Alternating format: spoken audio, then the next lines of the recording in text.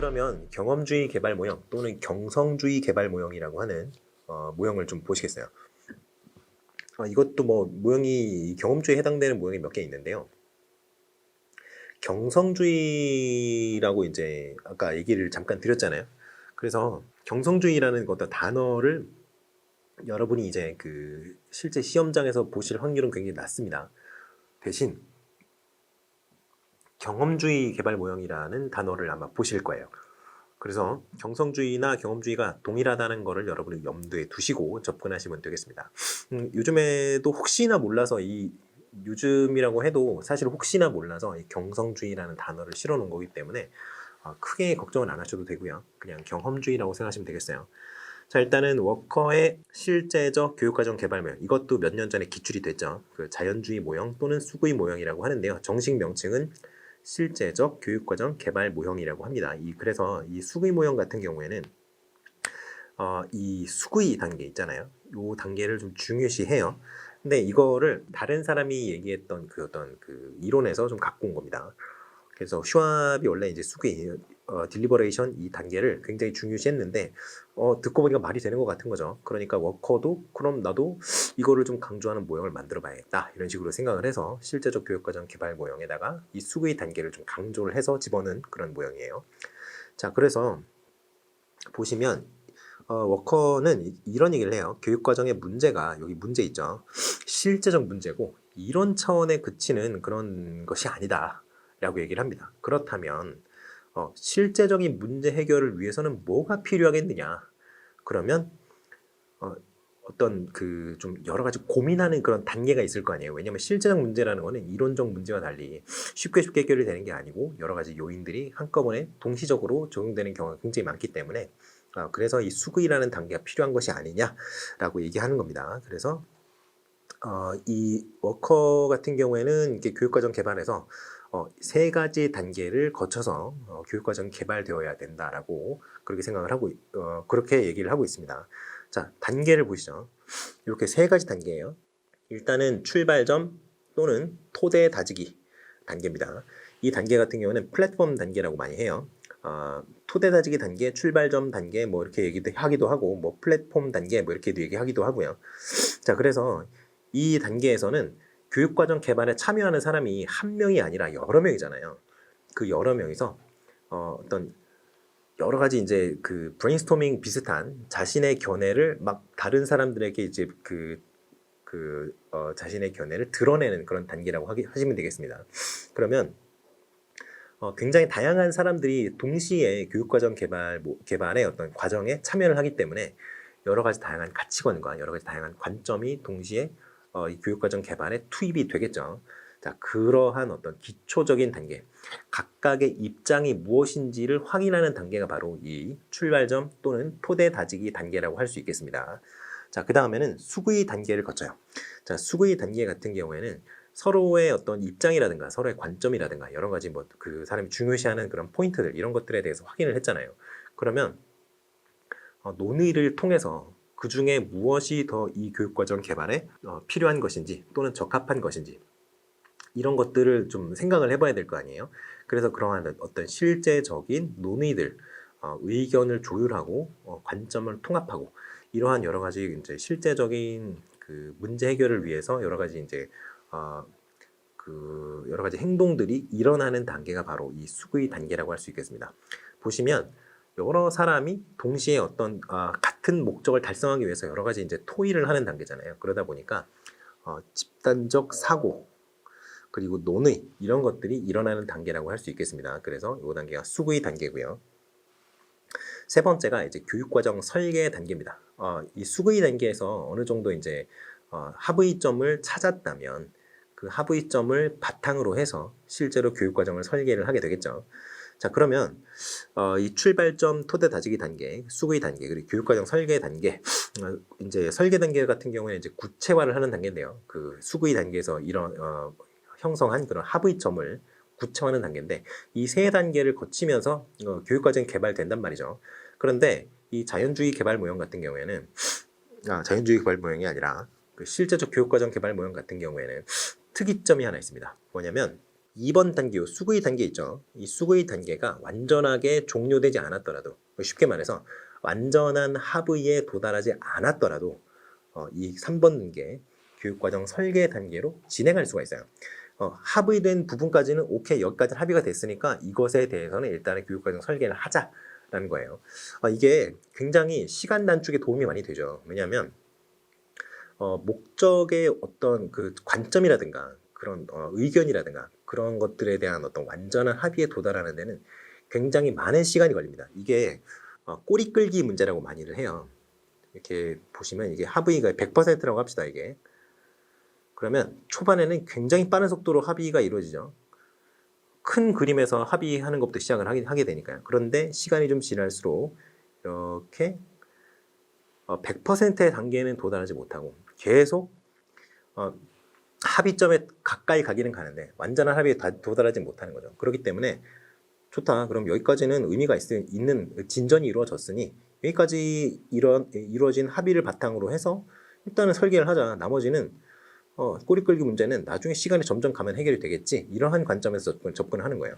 자, 그렇게 해서 어느 정도 합의만 이루어지면 다음 단계로 진행할 수 있다. 이런 특징이 있다는 거 여러분이 잘 알고 계셔야 되겠습니다. 자, 그래서 교육과정 개발 과정의 정확한 묘사. 그렇죠. 이거 보세요. 너무 현실적이지 않아요? 처음에는 합의가 잘 이루어지고 있다가 점점 이제 세부적인 내용들, 본인들이 이제 양보를 하기 힘든 어떤 영역들이나 그런 가치관 같은 것들이 있을 거 아니에요. 그러니까 서로의 의견을 조율하기 위해서는 굉장히 여러 명이 많은 시간을 투입을 해야 가능한 것인데 이게 현실적이죠. 그렇기 때문에 굉장히 현실적인 어떤 정확한 묘사가 가능하다. 이런 장점이 있습니다. 또 하나, 역동적인 상호작용을 부각시킨다. 바로 이 수기 단계가 굉장히 역동적인 상호작용이 일어나는 단계이기 때문에 그러한 장점이 있다. 그렇게 얘기할 수 있을 것 같습니다. 두 번째 단점은요. 이 단계가 1번, 2번, 3번 이렇게 되게 선형적으로 진행되는 것 같은 느낌이 들지 않나요? 그러니까 사실은 이 수구의 단계에서 어느 정도까지만 합의가 되면 교육과정 설계로 넘어간다 그랬잖아요. 그러면 자, 여기까지 요 단계까지 갔기 때문에 여기 다시 그려볼까요? 이렇게 됐다고 해요. 여기까지 합의가 됐기 때문에 일단은 교육과정 설계 단계로 넘어갔을 거 아니에요. 여기까지 됐으니까. 그렇죠? 여기까지 됐으니까. 그러면 이 단계에서 쭉 여기 설계에 들어갔어요. 근데 또 진전이 있단 말이죠. 시간이 지나면 지날수록 이렇게 시간이 지나면 지날수록 진전이 있단 말이죠. 여기. 그러면 1로 다시 돌아와서 2번 단계로 돌아와서 이 부분에 대한 논의를 진행을 했기 때문에 수구의를 다시 더 진행을 했기 때문에 이러한 합의점이 나오는 거 아니에요. 그런데 이 수구의 단계랑 교육과정 설계는 그러니까 결국에는 이렇게 계속 순환하는 느낌이란 말이죠. 이렇게. 그렇잖아요. 아직 미진한 부분에 대해서는 다시 한번 수기 과정을 거치고 또 한 번 거치고 이렇게 되는 거잖아요. 그런데 그런 것을 이 모형 안에 우겨넣지를 못했어요. 그래서 다른 사람들이 오히려 지적을 하는 거죠. 본인이 그 모형을 만들어낸 워커가 아니라 다른 사람들이 야, 네가 만든 거 보니까 계속 수기 단계로 돌아갔다가 설계로 다시 오네. 그러면 순환적인 어떤 과정이 들어가야 되는 거 아니야? 라고 지적을 해준 거죠. 그래서 그런 것들이 이제 단점이다 라고 얘기할 수 있을 것 같습니다.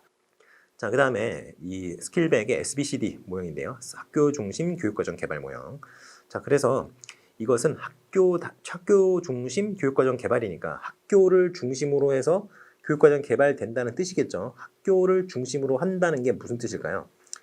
단위 학교에서 교육과정 개발의 주체가 된다. 단위 학교가 교육과정 개발의 주체가 된다는 그 얘기입니다. 자, 그래서 교육 프로그램의 계획이라든가 설계라든가 시행이라든가 평가라든가 이런 전반적인 교육과정의 어떤 설계부터 시행 그리고 피드백에 해당하는 그 전체적인 과정을 단위 학교가 주체가 되어서 진행할 수 있도록 하는 그런 프로그램이 바로 그 모형이 바로 SBCD 모형이 되겠어요. 자, 그러면 이 모형이 제기된 이유가 있어요. 자, 우리가 공식적 교육과정 중에 국가 수준 교육과정 아까 우리 얘기를 했었죠. 어떤 장점이 있을까요? 다시 한번 떠올려 볼까요? 일단 국가에서 중앙 집권적 교육과정 그 개발 모형 얘기를 할 때 얘기를 했던 것이 중앙부처는 예산이 풍부하다 그랬죠. 지방부서 또는 그 어떤 학교 이런 곳보다 단체의 사이즈라든가 주어진 권한이 훨씬 막강하기 때문에 예산도 훨씬 많죠. 그러면 어떻게 되겠어요? 그 권한이 막강하고 권한이 크고 예산이 풍부하기 때문에 전문가를 많이 고용할 수 있다고 그랬어요. 자, 그러면 전문가를 많이 고용을 했기 때문에 교육과정의 퀄리티 자체는 굉장히 훌륭해요. 그런데 어떤 지방이라든가 개별 학교라든가 이런 어떤 그 지방의 특성이라든가 개별 학교의 특성이라든가 이런 것들을 적용한 교육과정에 대해서는 좀 사실 커버하기 힘든 그런 측면이 있죠. 자, 그러다 보니까 실효성에 대해서 의문이 있는 거죠.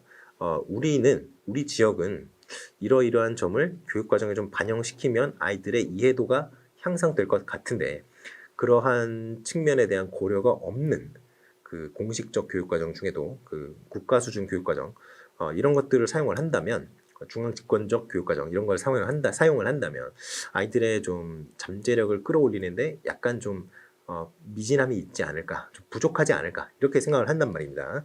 그래서 이런 것들의 한계를 극복하기 위해서 나온 것이 바로 SBCD 모형이에요. 그러다 보니까 학교에 있는 교사, 일선 학교 교사라든가 학부모라든가 그리고 학부모와 교사뿐만이 아니라 그 지역에 있는 기업체를 운영하는 사장님들이라든가 이런 분들 있죠. 그런 분들은 좀 지역사회에 그래도 영향을 미칠 수 있는 그런 부분들이 많이 있잖아요. 그런 분들의 의견까지 교육과정 개발에 좀 반영을 하겠다라는 측면에서 나온 반영을 하는 것이 좋지 않겠느냐라는 어떤 측면에서 나온 모형이 바로 이 SBCD 모형입니다. 자, 그래서 보시면 상호작용 기제를 확보하기 용이하고요. 구체적인 교수학습 구성 이런 얘기하고 자, 그래서 그 피드백이 지속적으로 빠르고 안정적이고 지속적인 피드백이 가능하다. 이런 것들은 장점이죠. 자, 그리고 SBCD 모형 같은 경우에는 여기 쭉 5단계로 이루어져 있는데요. 상황 분석, 목적 설정, 프로그램 구성, 해석과 실행, 그 다음에 모니터링, 피드백, 사정, 재구성 이런 5단계로 이루어져 있는데 어디서부터 시작해도 괜찮아요. 2단계는 우리가 옛날에 해놓은 게 괜찮아. 그러면 이 단계는 건너뛰고 여기서부터 할까? 이렇게 되는 거죠. 그렇게 해도 아무 문제가 없다는 겁니다. 일단은 필요한 부분에 대해서만 손을 대면 되기 때문에 2단계에서 시작해도 되고요. 2단계에서 시작해도 되고요. 어느 단계에서 시작해도 되는 그런 굉장히 융통성이 큰 그런 모형이에요. 자, 그리고 여기 그 교육과정 개발에 참여하는 사람이 누가 있다 그랬어요. 교육과정 개발에 참여하는 사람이 교사가 있고 학부모가 있고 지역사회의 인사들이 있다 그랬잖아요.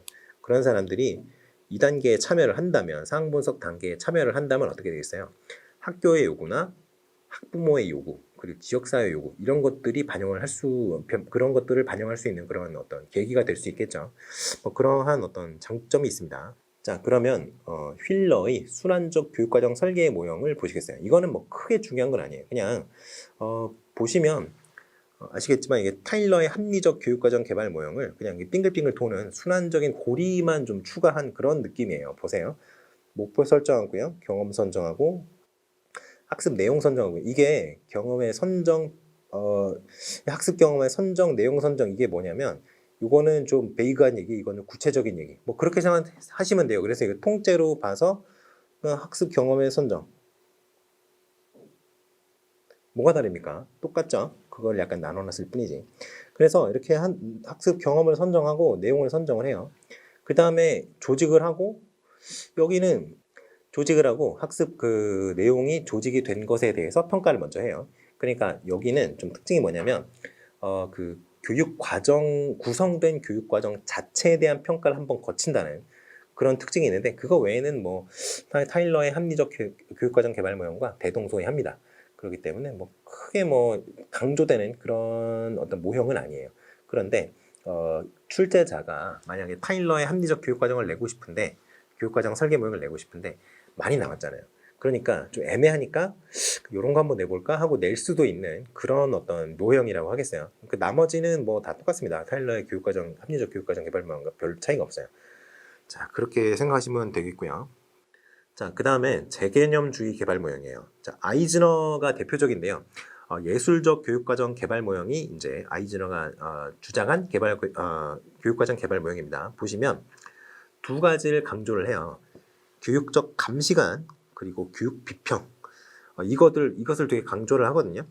교육적 감시관과 교육 비평이 뭐냐면요. 일단은 아이즈너 같은 경우에는 이제 그 교육자가 예술가처럼 어떤 창의성을 발휘를 해야 된다고 생각을 하는 사람이거든요. 근데 그런 창의적인 능력을 갖고 있는 사람이 가지고 수 있는 교육에 대한 어떤 식견, 어떤 인투이션, 뭐 이런 것들이 바로 교육적 감시관이에요. 그런데 교육적 감시관 같은 경우에는 아직까지 그 감시관을 가지고 있는 개인의 사적인, 주관적인 어떤 경험이라든가 주관적인 어떤 견해로서 남아있겠죠. 그런데 그거는 개인이 혼자 생각하고 있는 거잖아요. 그러면 밖으로 드러내지 않으면 그게 다른 사람들한테 영향을 준다, 안 준다? 안 준다. 그렇기 때문에 그것을 공적으로 그것을 표출하는 그 단계가 필요하죠. 왜냐하면 그냥 교육자 혼자 생각하는 거는 아이들에게 어떤 아무런 영향을 주지 못하잖아요. 아이들에게 긍정적 영향을 미치는 것이 교육자의 목표니까 교육자가 갖고 있는 그 감시관을 드러낸다면 아이들이 혜택을 받을 수 있겠죠. 그래서 그 감시관을 드러내는 드러내는 단계, 한마디로 공식화하는 단계, 그게 바로 이 교육 비평이 되겠습니다. 자, 그래서 어떤 이러한 어떤 능력을 갖고 있고, 교육적 감시관이라는 능력을 갖고 있고, 이 교육적 감시관이 교육 비평으로 표출될 수 있도록 하는 것이 아이즈너가 좀 강조하는 부분이에요. 자, 그래서 또 하나 이제 강조하는 부분이 이제 교육적 상상력이라는 부분인데, 이거는 이제 교육자가 예술가의 어떤 창의성 같은 그런 창의력을 발휘를 해서 아이들에게 적합한 그 어떤 교육 과정들을 제시를 해야 된다라는 측면에서 여기 강조를 하는 겁니다. 자, 그래서 절차를 좀 보시겠어요. 이거를 절차를 실어놓은 책도 있고 실어놓지 않은 책도 있는 것 같더라고요. 근데 제가 이제 논문을 찾아서 읽어보니까 순서가 제대로 이렇게 나와 있습니다. 자, 목표 설정부터 여기 문제 해결 목표 그리고 표현적 결과 제가 중요시 한다라고 얘기를 했었죠. 문제 해결 목표 같은 경우에는 좀 확산적인 목표에 굉장히 가까워요. 아무튼 확산적 목표에 굉장히 가까워요. 일단은 어떤 문제가 있어요. 그럼 문제가 해결이 되어야겠죠. 문제가 있으니까 문제라고 하는 거 같잖아요. 자, 그래서 문제가 있고 그거를 해결을 해야 되는데 그 여러 가지 방안을 거쳐서 그 문제를 해결할 수 있을 거 아니에요. 그러니까 어떠한 문제는 우리가 현실적으로 접하는 여러 가지 문제는 해결책이 하나만 있는 경우는 잘 없어요. 뭐 적어도 한 3가지 있다던가 뭐 이런 식으로 얘기를 하죠. 혹자는 그런 얘기를 하죠. 어떤 문제는 3개의 해결책을 갖고 있고 보통 3번째 해결책이 제일 훌륭한 해결책이다 이렇게 얘기를 하는 사람도 있는데, 아무튼 그런 걸 생각을 해봤을 때는 일반적으로 이제 굉장히 많은 해결책이 있어요. 대체로 뭐 현실적인 문제들은. 그래서 그러한 어떤 해결책이 바로 이 문제 해결 목표라고 할 수 있겠습니다. 이 표현적 결과 같은 경우에는 교육 과정이 진행된 이후에 나타난 그 교육적 결과를 말해요. 그런데 여기서는 나타난 결과긴 결과인데 사전에 의도되지 않았으나 교육과정을 종료한 이후에 교육과정을 거친 이후에 학생들이 획득하게 된 그러한 교육적 결과를 말합니다. 그게 바로 표현적 결과예요. 아시겠죠? 그래서 이런 것들이 좀 중요하다 이렇게 생각을 하면서 목표를 이렇게 설정을 해야 된다라고 얘기를 했었죠. 두 번째는 교육 내용 선정이고요. 그다음 학습계 유형, 학습계를 이제 유형화하는 단계고요. 그다음에 조직하고 제시 양식, 반응 양식인데요. 이 제시 양식, 반응 양식을 결정하는 단계인데, 이건 뭐냐면요. 타일러의 그 합리적 교육과정 개발 모형 거기서 나오는 그 실제 수업 단계랑 비슷한 거라고 생각하시면 되겠어요. 자, 그래서 이 예술적 교육과정 개발 모형 같은 경우에는 좀 여러분이 이제 수업을 학교에서 수업 들을 때나 학원에서 수업을 들었을 때 이거를 강조하는 분들을 많이 봤을 거예요.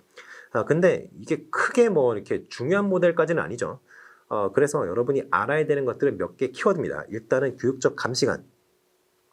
이거는 교육자의 어떤 주관적인 견해의 단계에서 나타나는 교육자의 어떤 주관적인 어떤 능력, 어떤 교육 문제를 바라보는 교육자의 어떤 관점, 이런 거라고 생각하시면 돼요. 그리고 교육 비평, 이것은 뭐라고요? 주관적인 단계로 남아 있었던 교육적 감시관이 공적으로 외부로 드러난 것이 바로 교육 비평이라고 했어요. 그래서 교육적 감시관이 교육 비평으로 이제 발전하도록 하는 그 단계가 이제 있어야 된다. 그런 거를 얘기를 할 수 있고요. 두 번째가 교육적 상상력 얘기를 했었죠. 이거는 교사의 어떤 예술가로서의 특성을 좀 강조하는 얘기라고 했습니다. 그리고 이제 절차는 여러분이 쭉 보시고 이 중에서 중요한 게 문제 해결 목표 그리고 표현적 결과. 자, 문제 해결 목표는 뭐라고요? 해결해야 되는 목표인데 그 해결해야 되는 방법이 아직 정해져 있지 않은 목표가 문제 해결 목표입니다. 그래서 그 방향 되게 여러 가지가 있을 수 있다고 했죠. 표현적 결과는 뭐라고요? 사전에 정해지지는 않았으나 사전에 정해놓은 것은 아니나 교육과정이 종료된 이후 학습자들이 획득하게 된 어떤 교육적 결과를 표현적 결과라고 한다고 했어요. 그래서 이런 것들 키워드 몇 개를 좀 중요하게 생각하시면 되겠습니다. 자, 그렇게 하고 타바의 귀납적 교육과정 개발 모형을 좀 보시겠어요. 자, 이거는 교사 참여 모형이라고도 합니다. 이게 왜 그러냐면 타바 같은 경우에는 그 교육과정을 개발하는 교육과정의 개발 주체로서의 교사를 굉장히 중요시했어요. 그렇기 때문에 교사가 직접 교육과정 개발해야 되는 거 아니야 라고 하면서 만들어냈던 모형이, 주장했던 모형이 바로 이겁니다. 자, 그래서 내용들은 그냥 쭉쭉쭉 보시고요. 자, 특징을 보시겠습니다. 특징을 보시겠어요. 자, 일단은 교사에 의한 교육과정 개발을 강조한다 그랬죠. 그리고 교육과정 개발 절차를 실제로 제시를 했어요. 그렇기 때문에 굉장히 처방적이에요. 보통 여러분들이 이제 처방적이다라는 얘기를 그 단어를 보시게 되면 어떤 거라고 생각하시면 되냐면 어떤 구체적인 절차나 구체적인 해결책을 제시한다면 처방적이라고 얘기하시면 되겠어요. 아시겠죠? 뭐라고요? 구체적인 뭘 제시한다고요? 구체적인 절차나 구체적인 해결책을 제시하면 어떻다? 처방적이다. 아시겠죠? 그렇게 생각하시면 되겠고요. 이게 누적적인 어떤 교육과정 개발 모형이라는 얘기를 많이 합니다. 왜 누적적이라고 하느냐? 교사가 교육과정의 개발 주체가 되어야 된다고 하는데 교사가 1년치를 싹 다 한꺼번에 만들 능력은 없어요. 그렇잖아요. 그래서 자, 교사가 해야 되는 거는 소단원들을 설계하는 겁니다. 자, 그게 바로 예비단원이에요. 예비단원에서 이런 것들을 거쳐요. 보시면 요구 진단이나 목표 설정, 내용 선정, 조직 학습 경험 선정, 활동 조직, 평가 도구 및 준거 설정, 균형성과 기혈성 이거 굉장히 어디서 많이 보던 거죠. 일반적인 어떤 교육과정 개발 모형에서도 많이 나오는 그런 절차들이잖아요. 그런데 범위가 어디라고요? 한 개 단원이라고요. 아시겠죠? 이렇게 해서 하나 단원을 개발을 합니다. 좋아요. 1단원이 개발이 끝났어요. 1년 교육을 한 개 단원만 교육을 하지 않을 거 아니에요. 2단원도 개발을 해야 되고 3단원도 개발을 해야 되고 뭐 아무튼 그렇겠죠. 아무튼 1단원이라고 하지 않고 뭐 아무튼 기억이라고 합시다. 아무튼 첫 번째로 만들었어요. 두 번째로 만든 게 있어요. 세 번째로 만든 게 있어요. 쭉 쌓일 거 아니에요. 그럼 n번째 것까지 만들었다고 해봅시다. 그러면 여기 단원을 만들고 나서 애들을 가르쳤을 거 아니에요. 그런 다음에 애들의 피드백을 보고 이제 고치겠죠. 이렇게 해서 예비 단원이 많이 쌓였어요. 이렇게 단계를 거쳐서 이렇게 뭐 n번째까지 이렇게까지 많이 쌓였어요. 그러면 이제 들여다보는 거죠. 뭐를 제일 먼저 배치하는 게 좋을까? 이게 바로 단원의 배열입니다. 이때 고려해야 되는 게 이 스코프와 시퀀스예요. 스코프는 뭐라고요? 스코프는 이렇게 횡적 느낌이라 그랬죠. 여기 이거 스코프는 너비니까 어느 정도 폭으로 할 것이냐 이거고 시퀀스는 뭐라고요? 시간의 흐름에 따라서 수직적인 어떤 그 개념이라고 생각하시면 된다고 얘기했었죠. 그래서 이 폭이냐 아니면 시간적으로 학령에 따른 어떤 그 난이도, 깊이 이런 것들이냐. 그래서 이 순서고요. 스코프는 시퀀스는 제시하는 순서, 스코프는 제시하는 내용의 깊이와 넓이 이렇게 생각하시면 됩니다. 자, 그렇게 해서 이거를 배치를 해요. 내가 봤을 때는 네 번째 게 맨 처음에 오고 그 다음에 두 번째 거, 첫 번째 거, 세 번째 거 이런 순서로 오는 게 맞는 것 같아. 이렇게 배열을 하는 거예요. 그렇게 생각을 한다면 이렇게 배열을 해요. 그 다음에 이것들이 1년치가 모이면 뭐가 돼요? 그 교과 전체의 그 교육 과정이 되는 거죠. 그렇게 해서 예비 단원을 여러 개를 만들어서 그걸 시행을 하고 그리고 피드백을 받아서 아이들의 어떤 반응 같은 걸 보고 그걸 피드백을 하는 거죠. 그래서 그 학습 예비 단원을 그 단원을 다 만들어놔요. 자, 예비 단원의 수정 및 보완이 끝나면 예비 단원이 이제 단원이 되는 거예요. 그래서 첫 번째 예비 단원, 두 번째 예비 단원에서 첫 번째 단원, 두 번째 단원 이렇게 되는 거죠. 그 단원을 배치하는 겁니다. 그 다음에 1년치를 모으면 그것이 바로 전체적인 교육과정이 된다. 이렇게 생각하시면 됩니다. 그래서 이건 그래서 누적적인 모형이라고 하고요. 귀납적인 모형이라고 해요. 귀납적이다라는 게 무슨 뜻이에요? 개별적인 예시부터 추상적인 어떤 원리, 규칙 이런 것들을 도출하는 게 바로 귀납적인 어떤 사고잖아요. 귀납적인 추리 이런 거고 똑같다고 생각하시면 됩니다. 개별적인 단원을 만든 다음에 그걸 모아서 전체적인 그 과목을 만든다. 이렇게 생각하시면 되겠어요. 자, 파이나의 자전적 모형인데요. 자, 자전적 모형은 그냥 교육적 경험 자체가 개인이 구성하는 거잖아요. 그렇기 때문에 그것을 이제 교육적 경험이 이제 개인적인 것이라는 거에 착안을 해서 그렇다면 개인의 어떤 교육 과정, 그 개인의 어떤 교육 경험을 구성하는 거, 그거를 교육 과정의 어떤 가장 중요한 포인트로 삼아야 되는 것이 아니냐라는 데서 착안을 해서 만들어진 모형이에요. 그렇다면 자서전이 바로 자전인데요. 여기서 자전적 모형, 자서전적 모형 이렇게 얘기해요. 그렇다면 자기가 자서전 쓰는 거 있잖아요. 뭐 사실 뭐 대필이 굉장히 많습니다만 자서전을 실제로 보면 그런데 자서전을 쓰듯이 자신의 교육 경험을 글로 또는 무엇인가의 기록으로 남기는 거예요. 자, 그렇게 해서 그것을 나중에 다시 한번 분석함으로써 그 현재의 교육적인 어떤 상황에 대해서 개인이 이해를 하도록 하는 그런 모형이 바로 자전적 모형이에요. 자, 그런데 자서전이니까 자기가 거짓말하는지 안 하는지 자기가 알잖아요. 그러니까 그 어떤 솔직한 고백 이런 것들을 통해서 좀 오바를 한다든가 자신을 스스로 세뇌한다든가 이런 것들에서 좀 벗어나자라는 것이 이제 자전적 모형의 좀 특징이라고 하겠습니다. 자, 그러면 자전적 모형의 절차를 한번 보시죠. 일단은 쓰라 그랬죠. 교육 기록을 남겨야 돼요. 교육 경험을 써야 됩니다. 그리고 그것에 대해서 다른 사람들이 좀 반응을 해주죠. 자, 그러면 그 타인의 경험을 이제 분석하는 그런 단계까지 해서 세 가지의 단계를 거치게 돼요. 자, 그렇게 해서 진행이 되는 굉장히 간단한 모델이라고 하겠습니다. 결국에는 그냥 커뮤니케이션을 굉장히 강조하는 그런 모델이에요. 자, 그러면 헝킨스 모형 볼까요? 헝킨스 모형도 굉장히 뭐 볼 게 없습니다. 별로. 일단은 교육과정의 개발과 운영이 교육과정 전문가뿐이 아니라 교사, 행정가, 학생, 학부모 이런 여러 가지 부류의 사람에 의해서 이루어진다고 보는 거예요. 자, 그러면 교육과정 개발은 사실은 우리나라 같은 경우에는 일단은 그 국가에서 교육청에서 전문가들을 섭외를 해서 교육과정을 구성을 하잖아요. 그 다음에 그걸 하게 되어 있죠. 우리나라는 대체로 그래요. 그런데 이제 헝킨스 모형 같은 경우에는 왜 전문가만 들어가느냐? 교사도 필요하고 행정가도 필요하고 그리고 이제 학생이라든가 학부모라든가 이런 사람들 다 요구가 있는데 그런 사람들의 의견도 반영이 되어야 된다라는 거죠. 그래서 참여자의 역할에서 요구되는 경험이라든가 기술이라든가 능력 이런 것들이 좀 강조되었다라고 하는 거죠. 그래서 피드백이 굉장히 중요하다고 봅니다. 피드백이. 그래서 이렇게 피드백이 이렇게 피드백선이 이렇게 일일이 다 있는 거예요.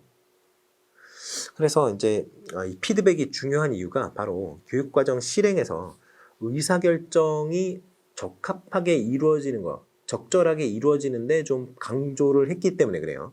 자, 그래서 아무튼 이 헝킨스 모형 같은 경우는 굉장히 이제 순환적으로 이루어지는 그런 모형이라고 생각하시면 되겠습니다. 쭉 넘어가시면 돼요. 자, 종합적 교육과정 개발 모형. 이거는 조금 상대적으로 출제할 만한 그런 여지는 좀 낮은 편이에요. 출제할 가능성이 좀 낮습니다. 일단은 굉장히 최신 모델이고 그리고 이게 그 출제될 가능성이 적은 이유가 뭐냐면요. 굉장히 복잡해요. 너무 복잡한 복잡한 모형, 그 어떤 굉장히 델리케이트하고 소피스케이트한 그런 모형들은 상대적으로 출제할 가능성이 좀 높습니다. 왜냐하면 이렇게 소피스케이트한 그런 모델들일수록 현실적으로 잘 적용이 되지 않는 경우가 많아요. 근데 요즘에는 어떤 식으로 출제를 한다 그랬죠? 좋아, 그 모형을 현실적으로 네가 교실에서 어떻게 활용할 것이냐 라는 거를 물어본다 그랬죠. 굉장히 프랙티컬한 어떤 어플리케이션 같은 거를 물어본단 말이에요. 그런데 이렇게 너무 이론적으로 치중해져 있는 모델은 아무래도 선생님들의 취향에 맞지 않아요. 교육청의 어떤 취향에 맞지 않는다는 거죠. 자, 그래서 쭉 보시면 일단은 이 종합적 교육과정 개발 모형도 교육과정의 개발자로서 커리큘럼의 개발자로서의 선생님을 굉장히 강조를 합니다. 그렇기 때문에 교사가 교육과정을 스스로 결정해서 교육과정을 만들고 그걸 구성하고 이렇게까지 해야 된다고 얘기하는 모델이에요. 자, 그래서 이런 것들이 이제 교사가 실제로 교육과정을 개발할 때 주의해야 되는 그런 어떤 사항들이다라고 얘기하면서 제시했는데요. 벌써 11개나 고려를 해야 되죠. 너무 힘들지 않나요? 그래서 아무튼 이런 얘기까지 해요. 계획을 네모로, 실행을 원으로. 무슨 그 워크플로우 뭐 그리는 것도 아니고 로직 플로우 그러는 것도 아니고 뭐 이렇게까지 해야 되나 이렇게 생각이 드는데 아무튼 뭐 그래요. 그래서 총 보시면 조금 이따가 이제 여러분이 이제 다음 페이지인데요. 다음 페이지에 이제 보시면 총 12단계의 절차로 이루어져 있는데요. 그 중에 9번째 단계는 1단계, 2단계로 또 나뉘어 있어요. 자, 아무튼 그래요. 그래서 특징을 보자면 평가 정보를 교육과정 목적에 반영한다. 이런 특징이 하나 있고요. 그리고 교육 과정에 대한 평가 정보, 그리고 수업에 대한 평가 정보를 수업 목적에 반영한다. 수업에 대한 평가 정보를 수업 목적에 반영한다. 그래서 교육 과정. 그래서 이게 목적. 과정의 목적. 수업 목적. 이 평가 결과가 여기에 반영이 된다는 얘기겠죠. 여러분들 그거를 좀 잘 알아보시면 되겠고요. 그러니까 결국에는 이렇게 피드백선이 존재한다는 거예요. 이렇게 교육 과정이 있으면 이 평가를 하고 이게 다시 교육 과정의 어떤 목적을 만드는 그 단계로 돌아가게 되는 그런 피드백선이 존재한다는 겁니다. 자, 보시면 이렇게 복잡하게 되어 있어요. 조금 줄여볼까요? 자, 이렇게 되어 있어요. 보시면 9번 단계가 9-1번이랑 9-2번 단계로 나뉘어져 있죠. 그러니까 이게 실제로는 13단계랑 마찬가지인 거죠.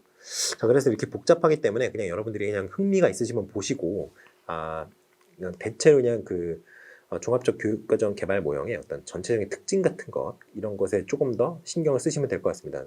상대적으로 출제될 가능성은 높지는 않은 편이에요. 자, 그래서 이렇게 보시면 될 것 같아요. 자, 그래서 일단은 종합적 교육과정 개발 모형의 절차까지 이제 했는데요. 오늘은 여기까지 하고요. 다음 시간에 간접 전달부터 시작해서 나머지 교육과정의 나머지 부분을 전부 이제 커버를 하도록 하겠습니다. 자, 오늘 수고 많으셨습니다. 감사합니다.